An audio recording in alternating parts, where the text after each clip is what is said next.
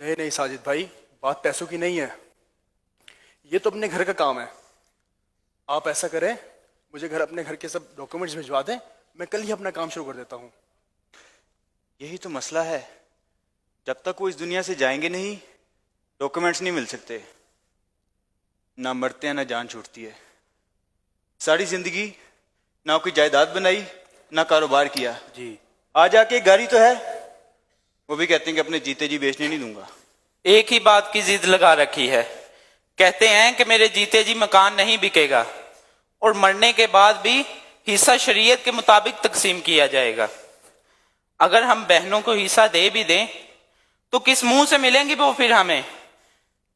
जीना मरना तो खत्म हुआ ना फिर। बहनों का हिस्सा तो ऐसे कहते हैं जैसे हमारे लिए फैक्ट्रियां बंगले छोड़ के जा रहे हैं। जी वकील साहब, आप कोई ऐसा पेपर तैयार करें कि मकान हमारे नाम हो जाए। बहनों वाला मामला हम देख लेंगे, हमें भी तो अपनी जिंदगी सुकून से गुजारनी है ना। नहीं नहीं साजिद, ऐसा नहीं होता। मरने के बाद कानूनी और शरई तौर पर बहन को हिस्सा देना होता है। इसका कोई और हल है तो बताएं, ऐसे तो हमारे हाथ कुछ नहीं लगेगा। हाँ, एक हल है, बाप के जीते जी उनका मकान अपने नाम लिखवा लें। इसके लिए क्या करना होगा? ज्यादा कुछ नहीं, मैं आपको एक पेपर तैयार करके दूंगा, उस पर सिर्फ दस्तखत करवाने होंगे। ठीक है। बहुत मुश्किल काम है। खैर, घी सीधी उंगली से ना निकले तो उंगली टेढ़ी करनी पड़ती है। देख लें, जैसा ठीक लगे मुझे बता देगा, मैं हाजिर हूं। अभी मुझे एक मीटिंग के लिए जाना है, देर हो रही है।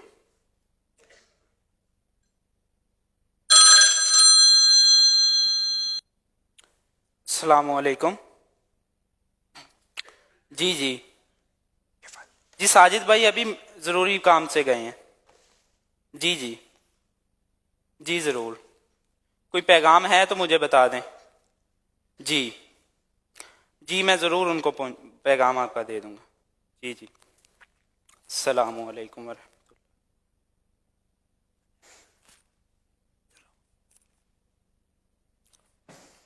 मेरी बात सुनो बेटा, ऐसा न कर, मैं आपको बोल रहा हूँ, ऐसा न कर।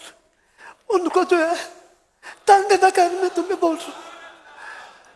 अल्लाह तेन जवानियां माने, तेरे प्यो नु तेरे ते बड़ी उम्मीदां ने। उन्हें तंग न कर मेरा पुत्र, उन्हें तंग न कर। मेरी बात सुन मेरी। मुझे कोई बात नहीं सुननी, मुझे कोई बात नहीं सुननी। इस पे साइन करें और मकान मेरे नाम करें। बेटा मरने के बाद सारा कुछ तेरा ही है बेटा, तेरा ही है। अगर ये बात है तो बहन को इसमें कोई हिस्सा नहीं मिलेगा, उन सबको बता दें। बहनों का हिस्सा होता है बेटा, होता है बहनों का हिस्सा। जब शरीयत ने उनको हक दिया है तो हम कौन होते हैं उनका हक छीनने वाले? उनका जो हक बनता है ना मेरा पुत्र, उनको दे दो। जो तुम्हारा हक है वो तुम लोग रख लो, तुम लोग रख लो। मैं कहता हूं घर का सुकून बर्बाद ना कर मेरा पुत्र, घर का सुकून बर्बाद। मैं घर का सुकून बर्बाद कर रहा हूं? मैं झगड़ा आप सब लोगों ने मेरी बात ना मान के शुरू किया। बहन की शादी की, उसको जहेज दिया, सारी जिंदगी वो इस घर में सुकून से रही, किसी चीज की कमी नहीं आने दी। और मकान में भी हिस्सा देना होगा। अजीब दिमाग खराब करके रखा हुआ है आप लोगों ने। नहीं बेटा, दिमाग खराब, ठंडे ज़हन से सोच। तियां तिहानियां होती, घर वाले कहते हैं बुराइयां होती हैं। जब शादी हो जाती है वो कहते हैं पराए घर से आई है, ना उनका वो घर ना उनका ये घर। तियां तिहानियां उनका हक बनता है बेटा। जब कुरान ने हमें यह तालीम दी है कि किसी का हक नहीं रखना चाहिए, तो जो मेरा बेटा उसका हक बनता है ना उसको दे दे। मेरे मरने के बाद ये सब कुछ आपका ही तो है ना, सब कुछ आपका है। मैं कहता हूं उसको छोड़ दे, जो उसका हक बनता है उसको दे दे। ये सब कुछ इधर ही रह जाना है पुत्र, इधर ही रह जाना है सब कुछ। एक एक करके بندے ٹر جانا سمجھ میری اتنے رہ جانا سب کچھ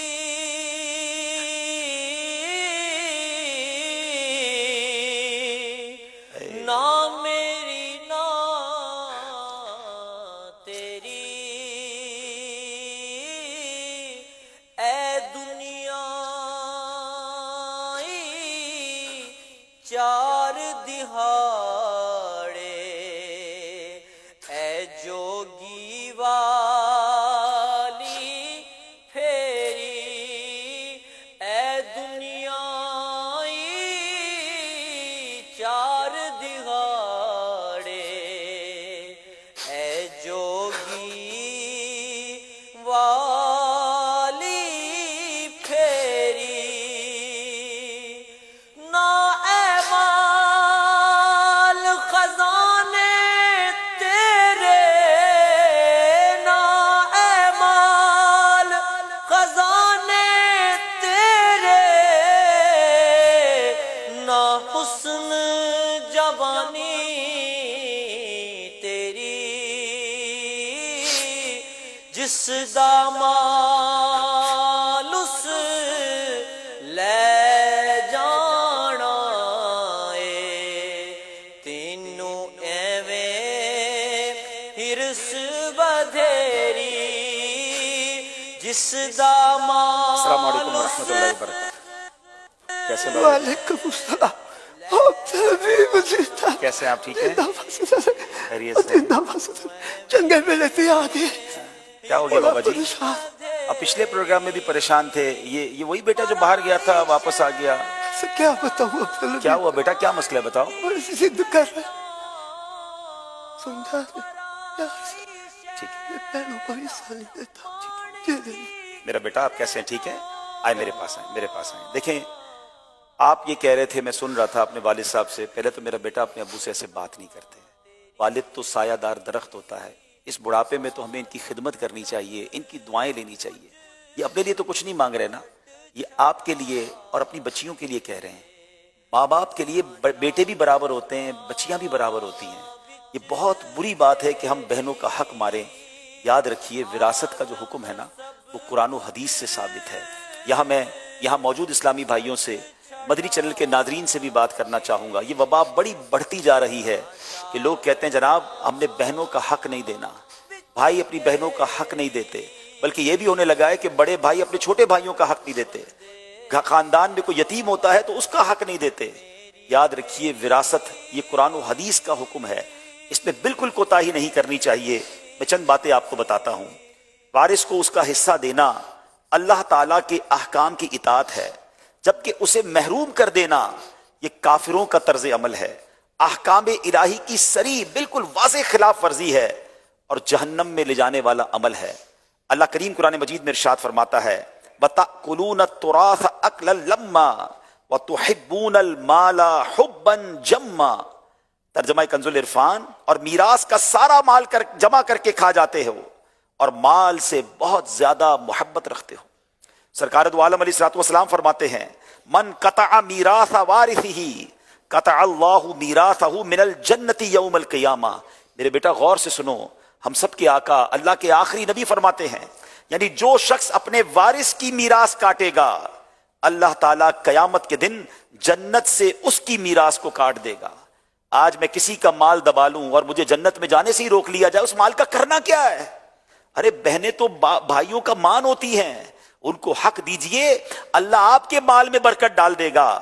وراثت کے مسئلے میں سنگین ترین صورتحال یتیموں کو وراثت میں محروم کرنا ہے، انہیں حصہ نہ دینا ہے.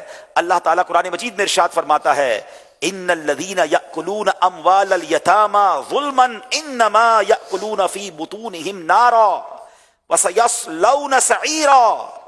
آسان ترجمہ قرآن کنز العرفان، بے شک وہ لوگ جو ظلم کرتے ہوئے یتیموں کا مال کھاتے ہیں وہ اپنے پیٹ میں بالکل آگ بھرتے ہیں اور ان قریب یہ لوگ بھڑکتی ہوئی آگ میں جائیں گے.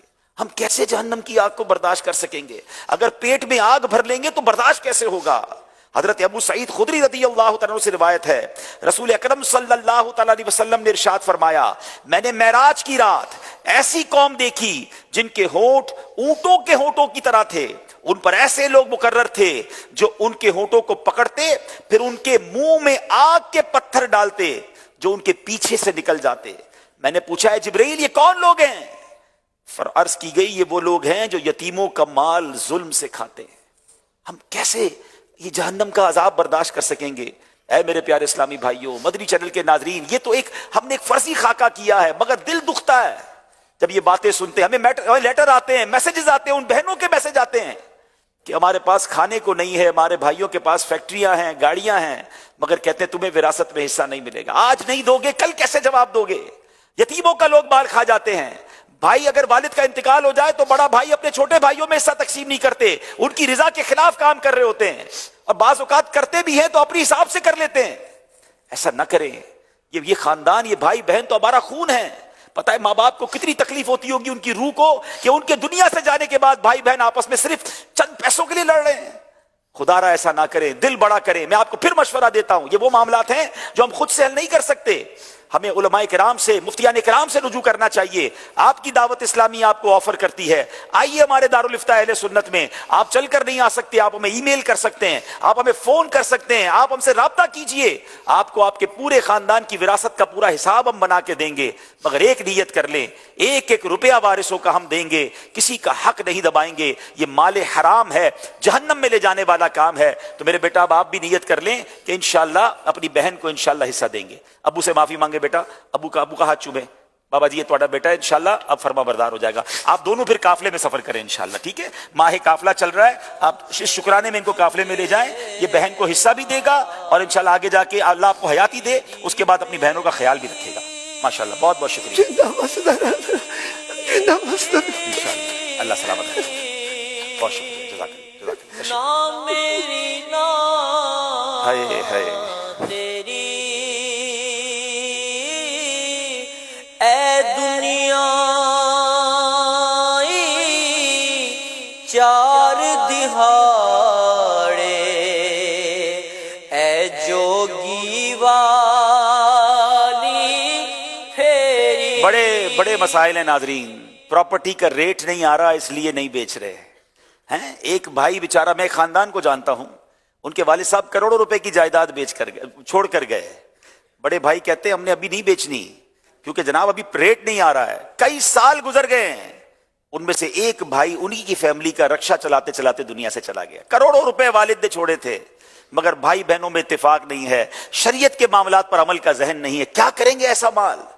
خدا کے واسطے شریعت کے حکم کو مانیں، یہ اللہ رسول کا حکم ہے، اور جائیے علماء کرام کے پاس۔ فوراً اگر کسی کا انتقال ہوتا ہے تو اس کے تمام جو ترکہ ہے اس کو علماء کرام کو بتائیں کہ یہ میت نے چھوڑا ہے، اب بتائیے ہمیں کس طرح اس کو تقسیم کرنا ہے۔ یہاں میں والدین سے بھی عرض کروں گا، یہ وہ والدین، عموماً ان گھروں میں یہ پرابلم ہوتی ہے جہاں والدین دنیا تو بہت سکھاتے ہیں، کاروبار تو بہت سکھاتے ہیں، مگر دین نہیں سکھاتے۔ اگر بچوں کی دین کے مطابق تربیت ہو جائے، قرآن و حدیث پڑھنے والے اور علم دین والی اولاد بن جائے، تو پھر وہ بھائی بہن جڑے رہتے ہیں، وہ پیار سے رہتے ہیں، وہ شریعت کے احکام پر عمل کرتے ہیں۔ اللہ ہم سب کو اپنی اولاد کی بھی بہترین تربیت کرنے کی توفیق عطا فرمائے۔ آج یہ جو سمجھ لیجیے خاکہ تھا، بڑے دکھی دل سے ہم کر رہے ہیں۔ ہم نے یہ جب پلان کیا تھا اس وقت بھی یہی تھا کہ کاش کسی ایک بہن کو اس کی خوشی مل جائے، کسی ایک یتیم کو اس کا جو حق کسی نے مارا ہے اسے مل جائے، ہماری مغفرت کا اور ہمارے لیے صدقے کا یہ باعث بن جائے۔ اس پیغام کو عام کیجیے گا، بلکہ اس خاکے کے جب ہم ویڈیو کلپس بنا لیں گے تو پلیز اس کو آپ شیئر بھی کیجئے گا۔ نہ جانے کیا کیا لوگ شیئر کرتے ہیں۔